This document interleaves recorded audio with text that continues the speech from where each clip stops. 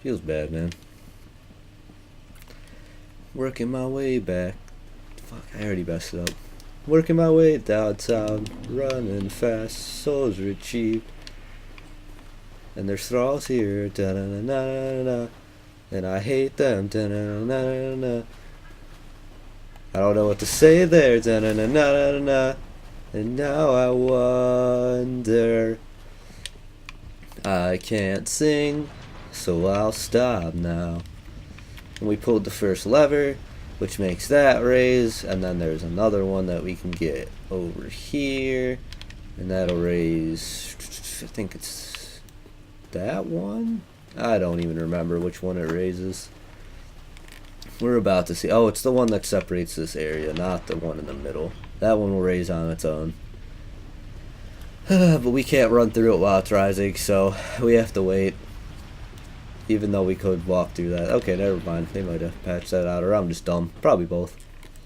Probably the latter, actually, let's be really. Before we go that way, let's actually get a shortcut this way. There's like a few shortcuts you get as you progress through here, but, I mean, honestly, only two of them really matter. The last one that we'll be getting isn't really efficient because there's no bonfire close enough to justify it, in my opinion. But I guess that's just me. But this is another shortcut back to the same bonfire we were at. And I'm actually kind of salty I didn't manage to get it before I died last time because I'm just bad. And it would have made this so much faster if I could have gotten it. But I already have my death marked down on my phone so I can keep track of them in an easier way. We're going to rest at the bonfire even though we really don't need to. Just might as well reset everything, right? I hate myself that much. And we're going to run right back in. Actually, we're going to open this door first. We're not even going to go through this way. At least not yet. But we're going to open it anyways. That will get us to a whole nother area. And actually, I think there might be a ring up there I can use, but we'll see later. That'll be something we'll do after we kill the Deacons. Because that sounds like a good idea to me. I keep running because the thrall's going to drop. He's going to chase me down because I know how this works, and thralls are dumb. I actually had a thrall drop its axe, like the axe this one's using. I've never been able to get one of those to drop. I've never attempted to farm it. I've always just wanted it because it makes getting through sections like this way easier. Because its weapon art is like a little hop that just like it's basically like a roll kind of a hop. Like you just spring forward real quick, and it's really efficient for getting through things like this where you can't really, you know, move all that much. I need to get moving, even though he's just start whipping stuff at me, and I dodged way too early. That's the one problem of aggroing the giant from a distance. He starts whipping stuff at you, and there's only so much you can do about it until he sits back down. Please sit back down. Thank you. I'm sorry to bother you so early, but you're the one being rude to me. I'm not trying to be rude, dude. Actually, I could just equip fire bombs and kill these. Or at least get them to come to me faster. No, that won't speed them up. They're so slow. Fire. Yeah, it does pretty good damage, actually. That pissed off the giant again. I'm just going to go to him so he doesn't start throwing stuff at me. Durang shoes. Oh, yeah, the Durang set's here. Dodge through him. Goodness gracious, targeting with this thing is such a pain. That dropped out already. That's interesting. Gonna dodge roll through your legs again. It's the same thing against both these giants because there's the other one that we saw when we first came in. Just all the way to the other side. It's literally just you just dodge roll through them. However, this one's a bit more annoying because it's got all these little things around it, and they're slow, but they can lunge a little bit when they get close enough to you, and they can be frustrating from time to time, like that. Because not only will they get in the way a bunch, they actually like can really hurt when they all stack up on you. And I honestly rather take the swing at that to keep it from hitting me than take the swing at the giant, because I can't stagger him anyways. It's literally just me going around through his feet. I love it. He's still missing me. I don't think I've done much of anything to him, though. However, I'll definitely take my heals from Pontiff's left. How close to dead are you? Like halfway, if. Gonna get stomped. Oh god, I almost threw a firebomb before I swapped back. That could have been really bad. Come on. Slowly but surely we'll kill this giant. They don't respawn, thankfully, which makes my life so much easier. If I get stomped again, I'll die, so I'm just gonna heal just to be safe. Yeah, so once they're both dead, or once they die, they stay dead, so killing both of them isn't the most difficult thing in the world. Draining armor. Did he drop something? Probably a dunk eye. Yep. Large Titanite shard. Can't complain about that. Large soul. I think there's draining hammers here. A pale tongue, really. I didn't remember that dropping here. Come on. There we go. Yeah, I was right. The draining hammers here. I've always wanted to attempt to use those too. There's a lot of weapons in this game that I always tell myself, you know what? I want to use those, and then I never do because I'm just too lazy to actually make a character for it. I really should just take a lot of characters into New Game Plus, but I just have some weird stigma against it, and I don't know why. It makes no sense. Like, that Demon's Fist character was the first one I've taken to New Game Plus in the entire series. I've just never wanted to do New Game Plus before, because it just, I don't know. And I kind of agree with it now after having played through New Game Plus with that, because Demon's Fist weren't easy to use, but I mean, having gone into New Game Plus, the game doesn't, like, up itself enough really to keep up with you, and I find that really interesting. But we're going to, oh no, we're going to go back down the lift apparently. And then we're going to go back up. And then we're going to walk out and take a left. And we're going to get the final shortcut of the area. The one I said that isn't nearly as useful. Because it's just the front doors. And the closest bonfire is basically the same area. The same bonfire we've been going back to. But you'd have to actually go run all the way down to that ladder we kicked down, go all the way down it, run through an area of enemies, and then jump into the cathedral again, or that little chapel, I guess, and it's just a lot going on for nothing. Hey, it's a Knight of Katarina. Well, you look reasonably sane. I am a Knight of Katarina. I've managed to track down this cathedral's store of treasure. It's right over there, across that narrow part. Treasure. Always so close, yet so far. I'm in quite a pickle, indeed.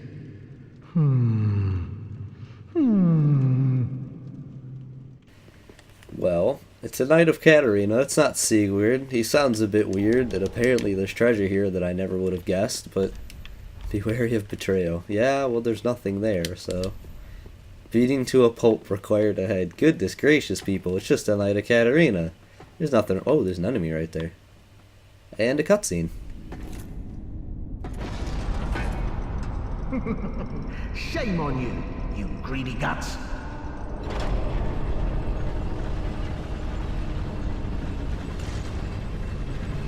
Thought you could outwit an onion.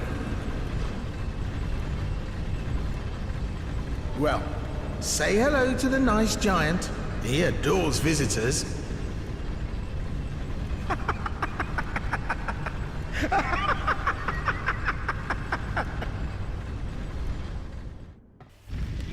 Okay, well, we're going down. Oh, what? Oh, wow. I've never had this happen before. That's really weird. I like it. So, that beautiful character is Patches. He is a character who has been, I believe, pretty much every Miyazaki game. I think he started off as a character in Armored Core, which I've never played or seen anything of. I just hear about it a lot. He came into Dark Souls. He was in Demon Souls. He was in Dark Souls 1, 2, and 3. Wait, was he in 2? I don't remember if he was in 2 or not. I know he was in Bloodborne as Patches the Spider. I think he was Patches the Hyena in... not Bloodborne, in Demon Souls? I don't quite recall.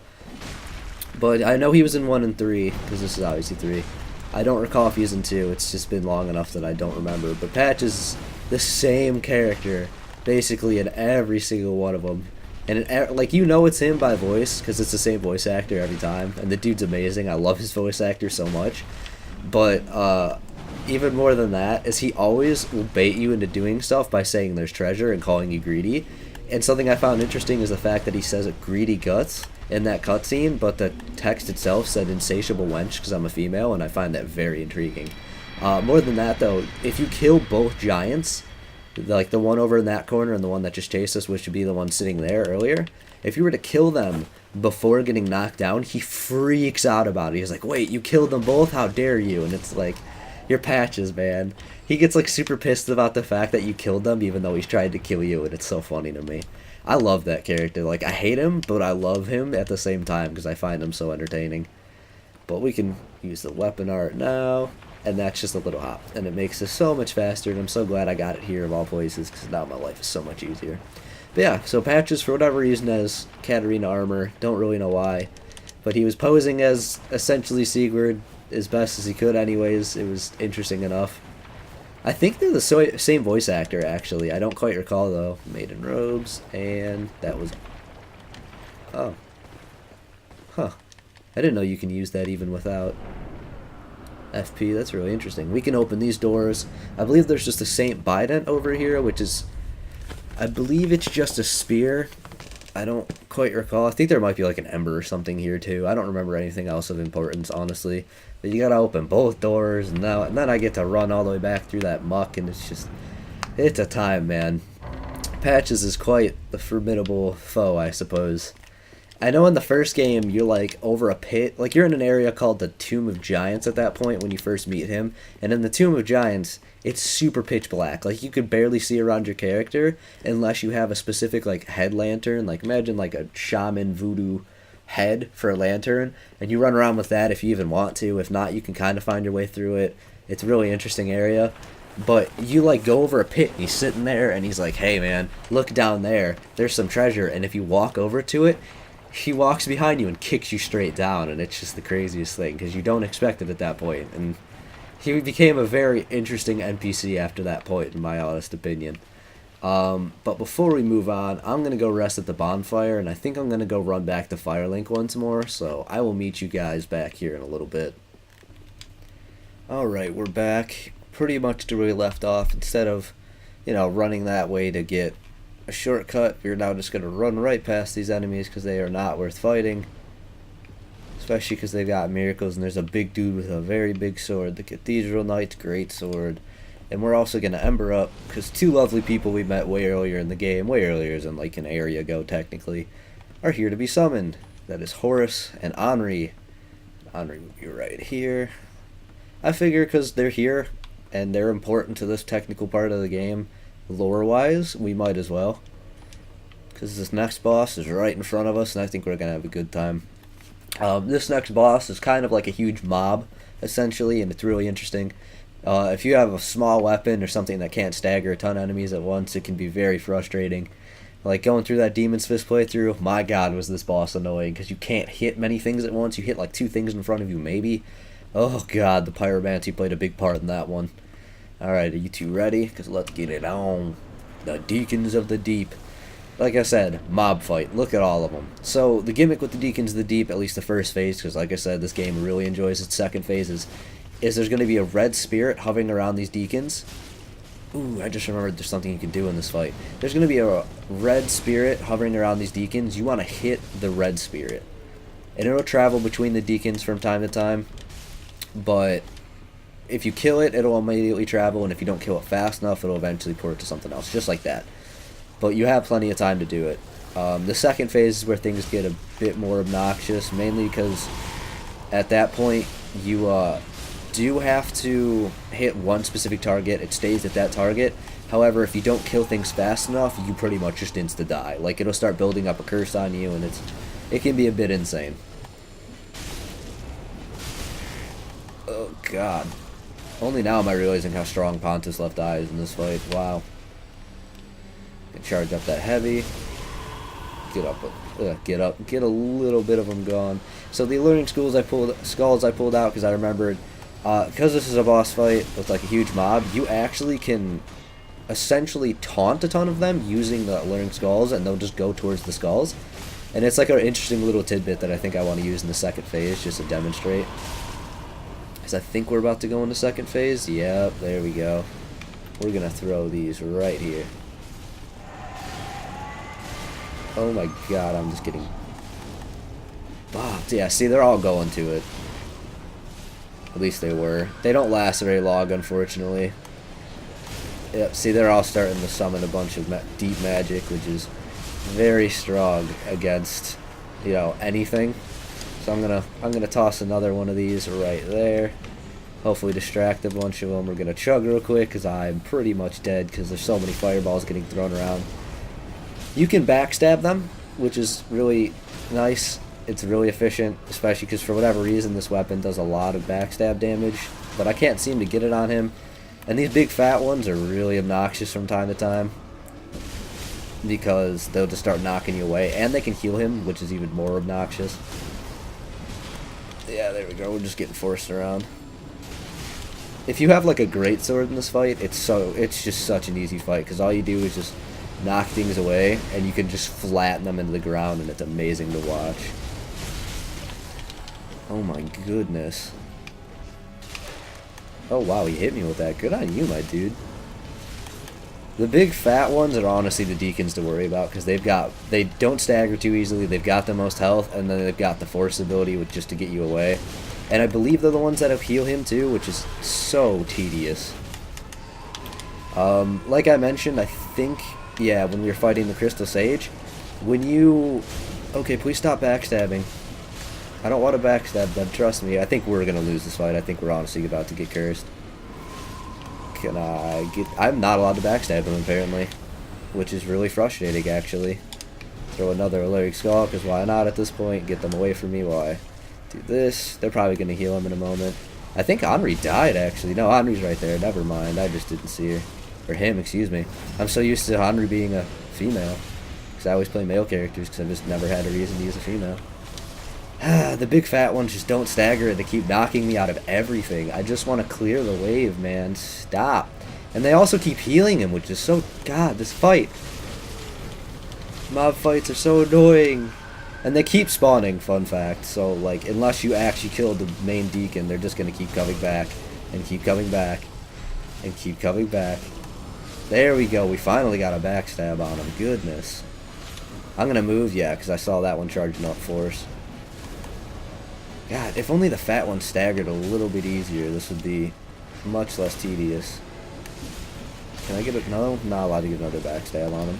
We're gonna weapon art him, and then get stopped because I suck. Yet we're getting cursed. Oh no! Oh no! Oh no! Can I have the backstab? No, I'm just gonna die. It's fine. We might be able to finish it. I don't think so though, because they're all starting to charge the curse. And I'm just not having good luck. We might actually have to do this without Anri and Horace. I've noticed that every time I try to do it with them, I do lose. We might get really lucky, though. Oh my god, I finished it barely. Oh my god. Oh my god. Good stuff. Thank you, too. Oh my god. Yeah, whenever I do it with them, I always have a much harder time because everything scales up so hard, but we did it. We did it. And yes, defeat. So, lore-wise...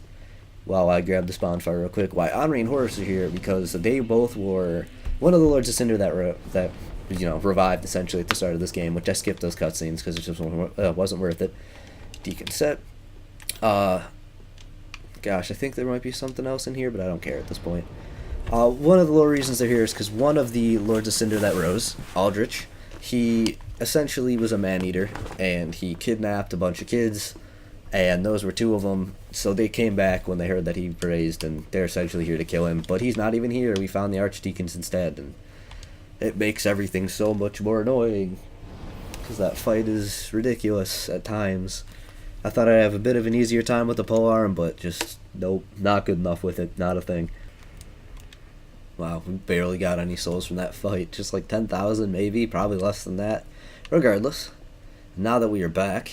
I think it's about time we attempt Ashes of Ariandel. Blah blah blah, we're the Ashen one, he wants us. No. Yes. Cutscenes. Yay. Thank you. They of Ash never fail. Just a moment, then. The painting of Ariandel. Well, rotted scrap of it, that is. Go on. Take it. Touch it.